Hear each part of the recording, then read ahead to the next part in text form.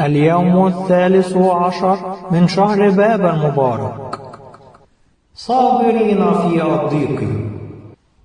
هبني يا رب نعمة الصبر بفرح في كل الضيقات والشدائد، وأعطني أن أحتمي تحت ظل جناحيك، فأسحق الأسد والتنين بقوتك، وأتبعك في الطريق الضيق، فأتهلل بفرح مجيد لأنك معي، وأبتعد عن كل حكمة وفهم بشري كي أنال من حكمتك وتدبيرك، وأنال منك قلبا جديدا وروحا جديدا بعمل روحك القدوس في، وأنهض من فراشي وأبرأ من آثامي، وتنفتح عينا قلبي، وأخرج من قبر الفساد، وأنحل من رباطات الخطية، وأفرح في أحزاني وغربتي وفقري،